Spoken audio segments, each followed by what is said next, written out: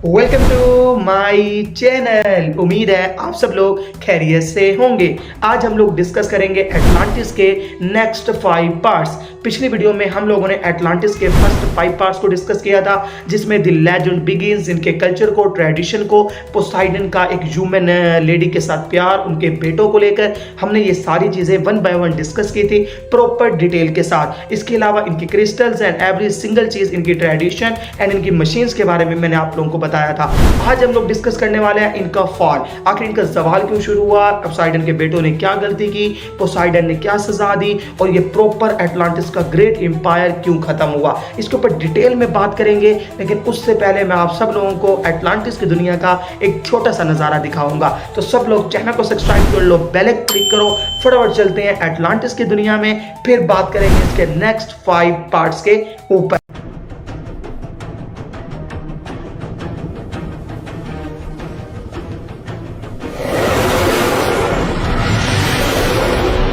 अब हम लोग बात करेंगे part 6 the golden age of Atlantis के बारे में।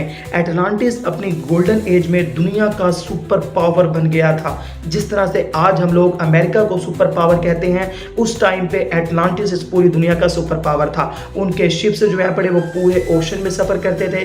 उन्होंने अफ्रीका, यूरोप और एशिया तक का इन्फ्लुएंस फैला दिया था। उन्होंने इन तमाम मरबरे अज़मों के अंदर अपना रोबो दबदबा, अपनी पावर, अपना पैसा इस हद तक फैला दिया कि दुनिया का हर एक इंसान ये कहता था कि एटलांटिस से बड़ी सिविलाइजेशन कोई आ ही नहीं सकती, एटलांटिस से बड़ा एम्पायर कोई बना ही नहीं सकता, पोसाइडन से बड़ा राजा कोई आ ही नहीं सकता। इसी वजह से प्लाटो ने अपने डायलॉग्स में कहा है कि they possessed wealth beyond our imagination.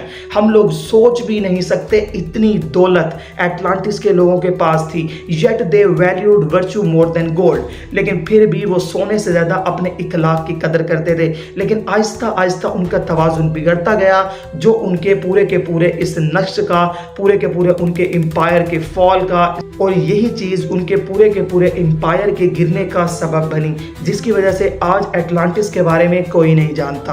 अब हम लोग बात करेंगे part 7 the fall of purity के बारे में। जैसे जैसे पूरा का पूरा एटलांटिस बढ़ता गया, उनकी पावर बढ़ती गई, वैसे वैसे उनके अंदर जो किंग थे, उनके अंदर जो राजा थे, उनकी लालच भी बढ़ती गई। उनकी पावर, उनकी ग्रीड, जो पूरी की पूरी दुनिया पर हुकूमत करने का ख्वाब था, वो भी आहिस्ता आहिस्ता बढ़ता गया। उन्होंने इसकी वजह से अपने क्रिएटर्स के लॉस को भुला दिया। उन्होंने अपने असूलों को तोड़ दिया। द कोड ऑफ पोसाइडन के जो क्रिएटर के रूल थे, पोसाइडन ने जिसको बनाया था, जिसकी वजह से एटलांटिस के अंदर अमन व अमान कायम था, इन्होंने उस हर रूल को तोड़ा जिसको पोसाइडन ने तोड़ने से मना किया था। ग्रीड, पावर और ईगो ने उनको अंदर से इतना करप्ट कर दिया कि उन्होंने पोसाइडन के बारे में ही गलत बातें करना शुरू कर दी।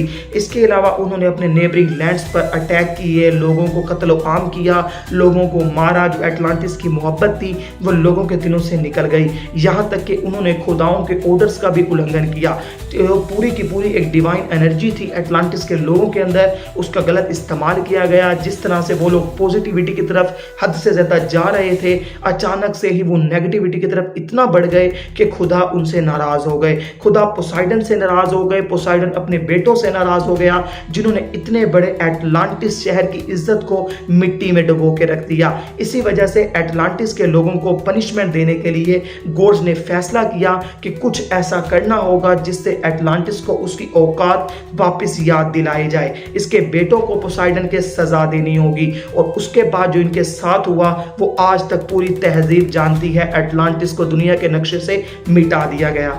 एटलांटिस के लोगों की इस गलती की वजह से, और पोसाइडन के बेटों के इस करप्ट होने की वजह से, और इस ग्रीड की वजह से, जब गोड्स को गुस्सा आया तो उन्होंने एक ओलंपियन की काउंसिल बुलाई, जिसके अंदर पोसाइडन को बुलाया गया। और उस काउंसिल के अंदर ज़्यूस गॉड ने कहा कि दे है डिवाइन ब्लड, पोसाइडन के बेटों के पास खुदाई खून है, yet they behaved like mortals, लेकिन ये फिर भी इंसानों की तरह पेश आ रहे हैं। एंड पोसाइडन ने उसके बदले में ज़्यूस को जवाब दिया, then let the sea take back what it gave. तो उन्होंने कहा कि जो समंदर को आप लोगों ने दिया है उसको वापस ले लो। समंदर इस काबिल ही नहीं कि हम उसको इतना बड़ा एटलांटिस शहर दें जो इस दुनिया पर हुकूमत करे। उसके बेटे इस काबिल नहीं है कि वो इतने बड़े एम्पायर को चला सकें। उसी रात कहा जाता है कि आसमान में बिजली चमकी, जमीन हिल उठी और समंदर अपने किनारे तोड़कर उठा। एक ऐसी सुनामी आई जिसने पूरे के पूरे एटलांटिस शहर को डुबा कर रख दिया। इसके बारे में प्लाटो ने अपनी डायलॉग्स में लिखा है, in a single day and night of misfortune Atlantis disappeared beneath the waves. और ये सारी की सारी गलती पोसाइडन के बेटों की थी। उन्होंने द कोड ऑफ पोसाइडन के रूल्स को ब्रेक किया, अपने बाप का हुक्म नहीं माना, अपने बाप की बातों का उल्लंघन किया, यहाँ तक कि गॉड्स के रूल्स का उल्लंघन किया, उनका हुक्म नहीं माना, जिसकी वजह से गॉड्स ने गुस्से में आके जो इतना बड़ा एटलांटिस शहर बनाया था उसको दोबारा से पानी के अंदर डुबो दिया। और आज तक इंसानियत उस एटलांटिस शहर के बारे में कुछ नहीं जानती और लोग उसको ढूंढ रहे हैं लेकिन उसका नामो निशान तक नहीं मिलता। अब एक ऐसे सवाल पर बात करते हैं जो तमाम इंसानों के दिमाग में आएगा कि इतना बड़ा एडवांस एम्पायर सिर्फ और सिर्फ एक सुनामी से डूब गया। तो प्लाटो ने इसके मुतालिक पूरी डिटेल से लिखा है कि आखिर एटलांटिस शहर में उस रात हुआ क्या जिस रात एटलांटिस शहर समंदर के अंदर डूब गया। कहा जाता है कि माउंटेन्स जो थे उनके एटलांटिस शहर में जो पहाड़ थे वो फट गए। इसके अलावा जो क्रिस्टल्स थे जिन पर वो इतना बिलीव करते थे और जिन क्रिस्टल्स की वजह से पूरा का पूरा एटलांटिस शहर चल रहा था वो ओवरहीट कर गए और उनकी वजह से इतने धमाके हुए जिससे एटलांटिस का नक्शा बिगड़ गया। इसके अलावा कहा जाता है कि पूरी की पूरी सिटी जो है पड़ी उन क्रिस्टल्स की वजह से ब्लास्ट होने लगी। एटलांटिस के जो गोल्डन ब्रिजेस थे वो टूट गए और एनर्जी टावर्स जो है वो एक दूसरे के साथ टकराने लगे।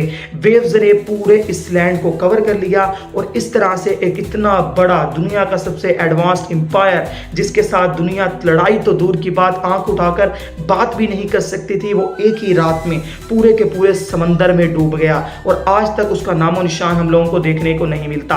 एटलांटिस जिसकी सिविलाइजेशन के लोग मिसालें देते थे, जिसके लोगों की मोहब्बत की, क्योंकि क्लेटो एंड पोसाइडन की मोहब्बत की वजह से ये शहर बना था और मोर्टल्स के साथ इसी वजह से उनके कनेक्शंस अच्छे थे। लेकिन उसके बेटों ने द कोड ऑफ पोसाइडन को तोड़ा।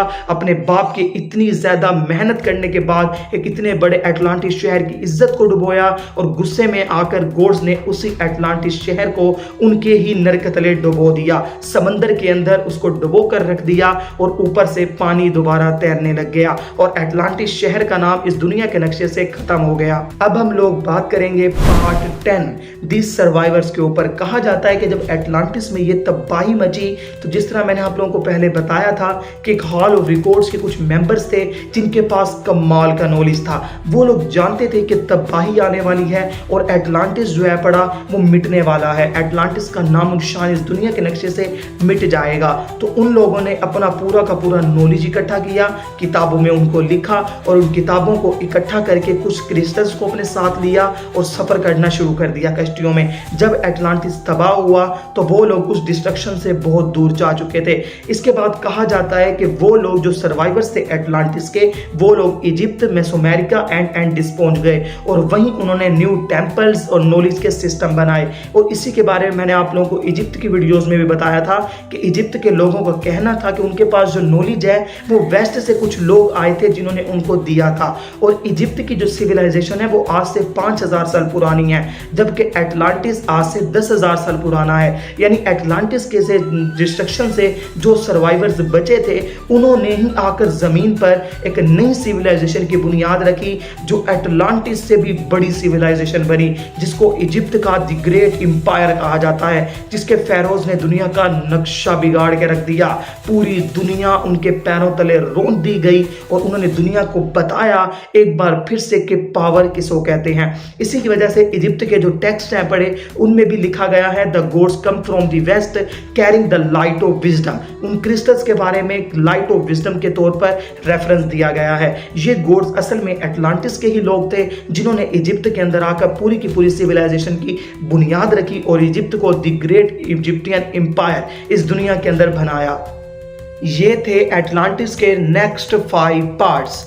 अगली वीडियो में हम लोग इसके लास्ट के 5 पार्ट्स पे बात करेंगे, जिसमें एटलांटिस की कहानी से हम लोगों को क्या सबक मिलता है, हमें वो क्या नहीं करना चाहिए जो एटलांटिस के लोगों ने किया था और उनको उसकी क्या सजा मिली, ये आप सब लोग जान चुके हो। तो अगली वीडियो में नेक्स्ट 5 पार्ट्स को डिस्कस करेंगे। ये मेरा ओपिनियन था, अब आप सबकी बारी है। एटलांटिस के अंदर पोसाइडन के बेटों ने जो गलतियां की, क्या हम लोग भी वही गलतियां करने जा रहे हैं? क्या इंसानों को उनसे सबक नहीं सीखना चाहिए? ये एक फिक्शनल कहानी नहीं बल्कि एक रियल स्टोरी है जो कि प्लाटो ने हमारे सामने प्रेजेंट की थी, क्योंकि बहुत सारे ऐसे प्रूफ भी हम लोगों को देखने को मिल रहे हैं जिससे ये साबित होता है कि this is the moral story for humans to not do such things that done by the people of Atlantis. So हम लोगों को चाहिए कि हम वो गलतियां नहीं करें जो कि एटलांटिस के लोगों ने की थी। सब लोग अपने ओपिनियंस कमेंट्स में शेयर करो। अगर वीडियो पसंद आई हो तो चैनल को सब्सक्राइब करो, बेल आइकन क्लिक करो एंड वीडियो को लाइक लाजमी करना। मिलता हूं आप लोगों से नेक्स्ट 5 पार्ट्स में, तब तक के लिए अल्लाह हाफिज।